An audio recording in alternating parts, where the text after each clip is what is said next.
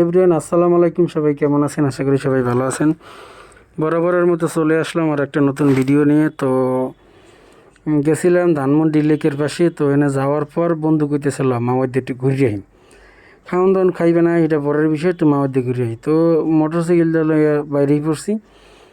হ্যাঁ, মনে করেন যে ঢাকা শহরের রাস্তা কিছু কিছু জায়গা ফাঁকা পাইতেছিলাম, আর মাঝখানে কিছু কিছু গাছ দেখতে পারতেছিলাম, যেগুলো গাছের উপরে ফুল ফুটে রয়েছে, খুবই ভালো লাগতেছিল। আর মনে করেন যে ঢাকার বুক সিটে আমরা যাইতেছি মাওয়ার দিকে। তো পুরো ভিডিওটা দেখতে থাকেন, আর কেমন লাগতেছে ভিডিওটা কমেন্টে জানাইবেন পুরোপুরি ভিডিও দেখতে। আর বাম পাশে কিন্তু রমনাপার সারাই আমরা যাইতেছি সামনে আগুইয়ে। আর পাশাপাশি যে কথাটা কমও, মনে করেন যে আমরা দেখতে পারি যে ঢাকা শহর বিভিন্ন জায়গায় মনে করেন যে অনেকে ময়লা আবর্জনা ফালান, পোস্টার লাগান। তো এই দিক থেকে অনেকে বিরত থাকার চেষ্টা করবেন, কারণ এই ঢাকা, এই দেশ আমাদেরই সৌন্দর্য বজায় রাখতে হবে। আর মেট্রোলের নিচ দিয়ে মোরা যাইতে আছি, আর এদিকে মনে করেন যে মোরা আইয়ে পড়ছি কিন্তু কাছাকাছি গুলিস্তান, যেটা হইলো যে যে জিরো পয়েন্ট বলে, জিরো পয়েন্টের কাছাকাছি চলে আসি। তো এই জিরো পয়েন্টে ম্যাক্সিমাম টাইম আমি জ্যামে থাই। তো দেখি আজকে যদি কপালে জ্যাম থাকে তাহলে তো মিললেই যাইবে। আর যেহেতু মোটরসাইকেল দুই বন্ধু যাইতে আছি, তো রিল্যাক্সে সুন্দরভাবে জামু দেখমু। তো জ্যাম ঠেললে ঠুললে আইছি কিন্তু পোস্তকলা ব্রিজের উপরে। পোস্তকলা ব্রিজটা মোটামুটি একদম হাট বাজার মিলেই খেলায়। এটা একটা উচ্ছৃঙ্খলার মতো, মনে করেন যে এই জায়গায় একটা বাজার নষ্ট করে ফেলাইছে। এটা হলো কদমতলি মনে করেন যে এমন একটা জায়গা, মনে করেন যে গাড়ি ঘোড়া খুব একদম বস্তি বানিয়ে ফেলাইছে। তো যাই হোক নোক, বেশি কথা না কইয়ে মোরা উঠে পড়ছি মাওয়া এক্সপ্রেসওয়েতে। তো এই জায়গায় ডাইন পাশে যে ফ্লাইওভারটা আছে এটা এখন পর্যন্ত রেডি হয় নাই। তো এটা নিয়ে কিছু ঝামেলা চলতেছে, এটা হয়ে গেলে মোটামুটি মাওয়া এক্সপ্রেসের কাজ শেষ হয়ে যাবে। তো বাম দিকে চললে গেছে মনে করেন যে ওদিকে যাত্রাবাড়ির দিকে, মোরা ডাইনে ঢুকে গেছি মাওয়ার রাস্তা। এই যে আঁকা বাঁকা রাস্তা, এই জন্যই কিন্তু বেশি ভালো লাগে। এই যে মনে করেন যে আঁকা বাঁকা রাস্তা, মনে হয় আপনি বাইরের রাষ্ট্রে চলিয়েছেন, এরকম একটা ফিল আপনারে দেবে। তো যাই হোক না, যেহেতু সন্ধ্যা হয়ে যাইতে আছে, তো আমরা চিন্তা করছি যে যাইয়া একটু সময় কাটাই, তারপর আবার চললাম। যদি খাবার কিসমতে আল্লাহ পাক রাখে তো খাবো ইনশাল্লাহ। আর এদিকে আপনাকে দেখাইতে আছি কিন্তু মাওয়া এক্সপ্রেসওয়ের রাস্তা সন্ধ্যার সময়। তো এটা সব সময় এখন আর দেখার কিছু নাই, তারপরও চিন্তা করলাম যে যাইতেছি মাওয়া এক্সপ্রেসওয়েতে, এবং কি কি দেখবো বা কী কোন সবই আপনাদেরকে দেখাবো, তো টেনশন নাই। আর মাওয়া এক্সপ্রেসওয়েতে মূলত দিনের বেলা আসলে সবচেয়ে সুবিধা হবে, কারণ কি কিছু কিছু জায়গায় যে রেলের যে কিছু কিছু স্টেশন করছে ওইগুলি দেখাবো আপনাদেরকে সামনে ইনশাল্লাহ। তো দেখতে থাকেন, আমাদের সাথে থাকবেন, চ্যানেলটি সাবস্ক্রাইব করতে ভুলবেন না, পাশাপাশি বেল আইকনটি চাপতে দিতে ভুলবেন না। পাশাপাশি ফেসবুক লিঙ্ক দেওয়া আছে ডেসক্রিপশন বক্সে, অবশ্যই ফেসবুক পেজটি ফলো করতে ভুলবেন না। ফেসবুকে রেগুলার আপডেট দিয়ে থাকি, তো ফেসবুকে আপডেট আপনারা পেয়ে যাবেন। তো ফেসবুকের পাশে থাকবেন। একটা কথা হলো যে আপনাকে সাপোর্ট ছাড়া সামনে কিছুই কিন্তু করতে পারবেন না। আপনাকে সাপোর্ট অবশ্যই দরকার। তো সাপোর্ট দেবেন, আর যেটা হলো ভালোবাসা দিয়ে যাবো ইনশাআল্লাহ, আপনারা ভালোবাসা দিয়ে যাবেন। তো যাই হোক না হোক, সাথে থাকবেন, চ্যানেলটি সাবস্ক্রাইব করবেন। তো প্রথম টোল প্লাজা আমরা চলে আসছি, যেটা বঙ্গবন্ধু টোল প্লাজা। সেই টোল প্লাজা টোল দিয়ে আমরা সামনে এগিয়ে যাব, সন্ধ্যার মাওয়া এক্সপ্রেসওয়ে আপনাদেরকে দেখাবো।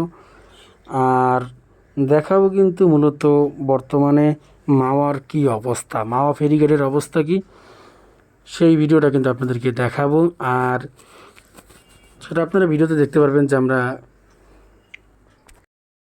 তো মোরাজা দেখবো, আমরা হয়ে দেখতে পারবেন। তো এই জায়গাটার সেতুটা কিন্তু সবচেয়ে সুন্দর, যেটা বর্তমানে কি শুরুর থেকে যে ফেমাস হয়ে আসছে এই সেতু। আর এই জায়গাটায় মনে করেন যে মাঝখানের যে গাছগুলো আছে, এতে ফুলগুলো খুব সুন্দরভাবে ফুটে রয়েছে।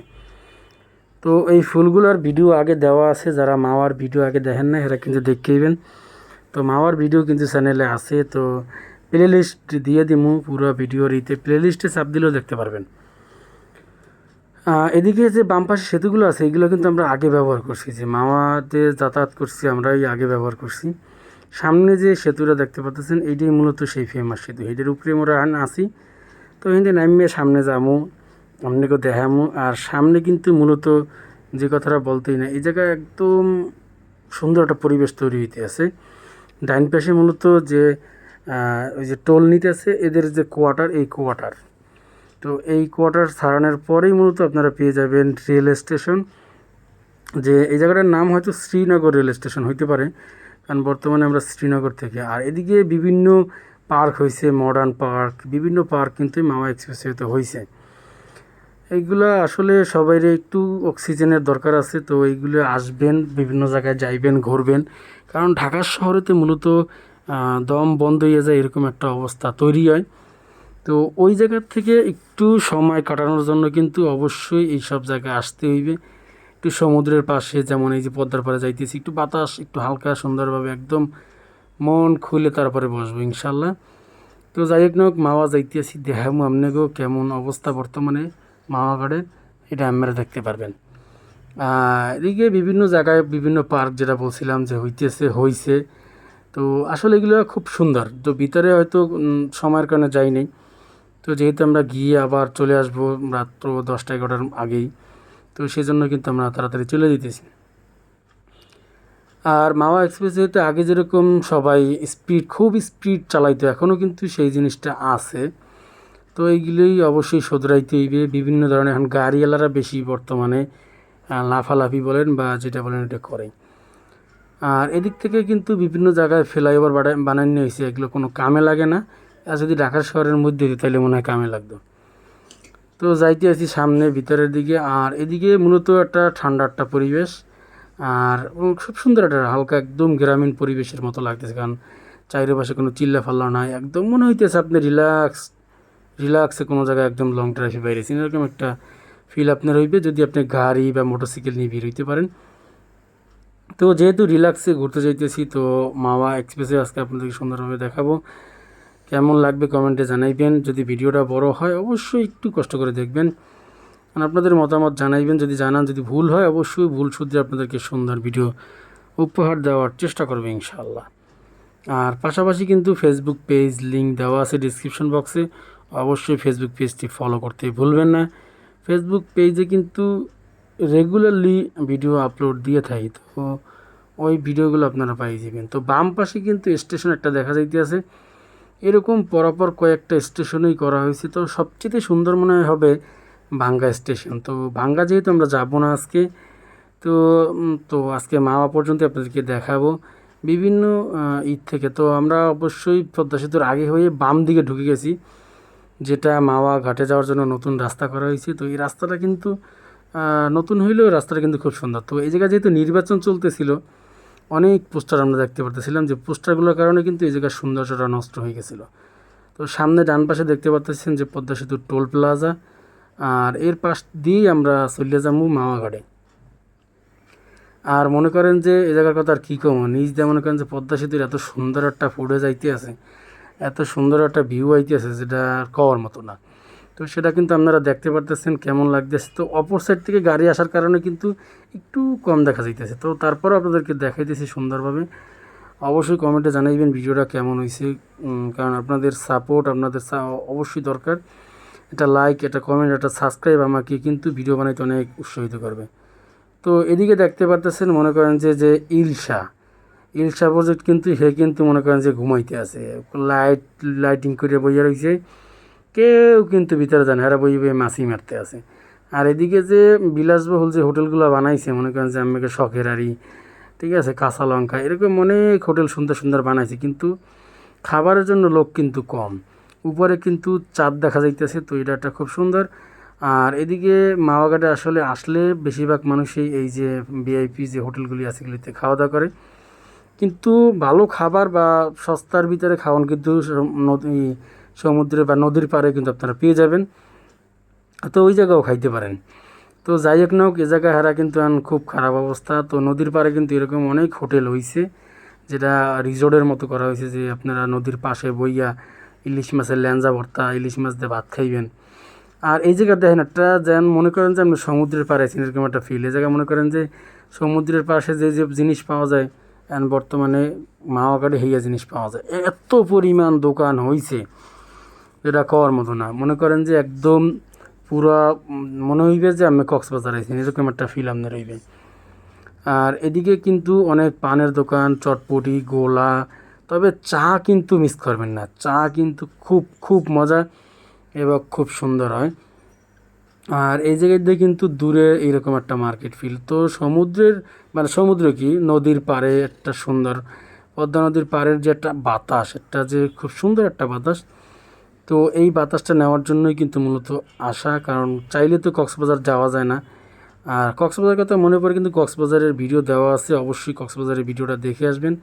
পাশাপাশি এই ভিডিও কেমন লাগতেছে, এই জায়গায় কিন্তু এখন বর্তমানে মেয়েদের প্রোডাক্ট কন আর যা কন সবই পাওয়া যায়, একটা মার্কেট যেটা হলো মূলত আপনার এই মার্কেট। তো একটু গেছিলাম ইলিশ মাছ দরদাম করতে, তো যেহেতু আমরা দুইজন, তো চিন্তা করলাম যে দেখা যাক কেমন হলো। তো এইরকম আমরা পিস কিনে ভেজে আমরা খেয়ে আসছি। তো যাই হোক না হোক, এটা দেখাইলাম না। আর ইলিশ মাছ কিন্তু খুব সুন্দর ছিল, এইগুলো কিন্তু একদম মেইন পদ্মার ইলিশ, যেটা দেখতে কিন্তু খুব সুন্দর হতেছে, খাইতে তো আরও সুন্দর লাগে।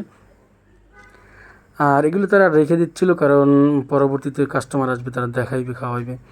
পরে এই জায়গায় একটা চটপটি পাওয়া যায়, চটপটিটা খাইলাম, চটপটিটাও ভালো লাগতেছিল, কারণ গরম গরম একদম সুন্দর একটা বাতাস আসতেছিল, একদম ঠান্ডা ঠান্ডা বাতাস, তার ভিতরে চটপটি খুব ভালোই লাগতেছিল। তো ওরকম পছন্দ না, তারপরেও খাইতেছিলাম।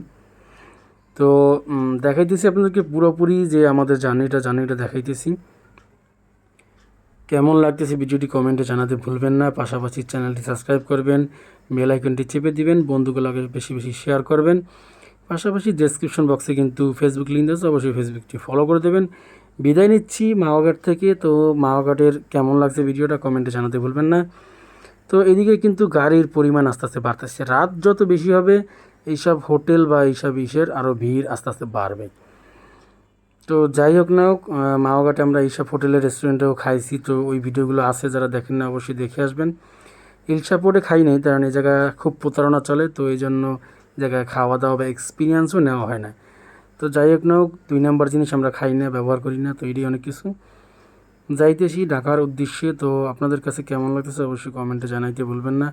পাশাপাশি ফেসবুক পেজটি ফলো করতে ভুলবেন না। তো অলমোস্ট আমরা কাছাকাছি চলে আসছি, তো কোনো টেনশন নাই, ঢাকার ভিডিও আপনাদেরকে দেখাইতেছি। কারণ হলো যে ঢাকার আশপাশে মূলত আসলেই জ্যাম শুরু হয়ে যায়, তো এটা একটা বিরক্তিকর অবস্থা। দেখা যাক রাত্র প্রায় 10টা সাড়ে 10টার মতো বেজে গেছে, তারপরও কেমন জ্যাম থাকে দেখি। কারণ আমরা যাত্রাবাড়ি থেকে যেহেতু ঢুকবো, তো যাত্রাবাড়ি কি হানি ফ্লাইওভার উপরে উঠবো, তো দেখি উপরে জ্যাম আছে কিনা, কারণ উপরে যত রাত হয় ততই নাকি জ্যাম বাড়ে। তো পোস্তগোলা ট্যুর উপর থেকে আমরা যাইতেছি যে তো এই জায়গায় কিন্তু একটা পুরা কেমন যেন গন্ধ আসতেছিল, নিচে হয়তো বুড়িগঙ্গা নদীর কারণে হইতে পারে। তো যাই হোক না হোক, দেখাইতেছিলাম আপনাদেরকে মাওয়ার ট্যুরটা কেমন হয়েছে অবশ্যই কমেন্টে জানাইতে ভুলবেন না। পাশাপাশি চ্যানেলটা সাবস্ক্রাইব করে পাশে থাকবেন, সাপোর্ট দেবেন, ভালোবাসা দেবেন। ভবিষ্যতে সুন্দর সুন্দর ভিডিও আপনাদেরকে উপহার দেবো ইনশাআল্লাহ। তো এদিকে কিন্তু সামনে অনেকটা আপনাদেরকে দেখাই ফেলাইছি, তো এবারে কিন্তু আমাদের মেন গন্তব্যের কাছে আমরা চলে আসছি। তো সামনের থেকে আমরা উঠে যাব হানিফ ফ্লাইওভারের উপরে। তো হানিফ ফ্লাইওভারের উপরে ওঠার আগেই মূলত জ্যাম শুরু হয়ে গেছে, যেটা ভয় পাইতেছিলাম সেই ভয়টা কিন্তু আমাদের সামনে দেখে ফেলছি। তো জ্যাম সেরে যে যাত্রাবাড়ির দিকে কী পরিমাণ জ্যাম, তো জ্যামে আমরা গেলাম না, আমরা হানিফ ফ্লাইওভারের উপরে উঠে যাব। তো হানিফের উপরে উঠবো, আপনি হানিফের উপরে আপনারা দেখতে পাবেন সংক্ষেপের ভিতরে। তো যাই হোক হোক, বিদায় নিয়ে নিচ্ছি, কারণ হলো ভিডিও শেষ পর্যায়ে, তো ভিডিও বেশি বড় করব না। তো আজকের ভিডিওটি কেমন লাগছে কমেন্টে জানাতে ভুলবেন না। পাশাপাশি ফেসবুক পেজটি ফলো করতেও ভুলবেন না। আর আপনাদের সাপোর্ট কিন্তু অবশ্যই দরকার, যেটা সবসময় বলি, আপনাদের সাপোর্ট দিয়ে যাবেন, ভালোবাসা দিয়ে যাবেন। তো সেটা ছাড়া কিন্তু আমরা সামনে একটু এগোতে পারবো না। তো যেটা সবসময় বলি যে ভিডিওটি দেখবেন, কমেন্টে জানাবেন। কক্সবাজারের সিরিজ দেওয়া আছে ইউটিউব চ্যানেলে, এবং বরিশালের সিরিজ দেওয়া আছে, মাওয়া আগেও গিয়েছিলাম ওই ভিডিও দেওয়া আছে কিন্তু। তো যারা দেখেন না তারা কিন্তু অবশ্যই ভিডিওগুলো দেখে আসবেন, এবং পাশাপাশি আমার ফেসবুক পেজটি ফলো করতে ভুলবেন না। তো অলমোস্ট আমরা প্রায় এই জায়গার থেকে নেমে পড়বো ধলপুরের দিকে, ধলপুরে নেমে তারপরে বাসায় চলে যাব। তো যাই হোক না হোক, এই ছিল আমার আজকের ভিডিও। দেখা হবে কিন্তু পরবর্তী ভিডিওতে, ততক্ষণ পর্যন্ত কিন্তু পাশে থাকবেন, চ্যানেলটি সাবস্ক্রাইব করবেন, বেল আইকনটি চেপে দিবেন, বন্ধুর সাথে বেশি বেশি শেয়ার করবেন। তো এই ছিল আজকের ভিডিও, দেখা হবে পরবর্তী ভিডিওতে, ততক্ষণ সবাই ভালো থাকবেন, সুস্থ থাকবেন, চ্যানেলটি সাবস্ক্রাইব করবেন। আল্লাহ হাফেজ।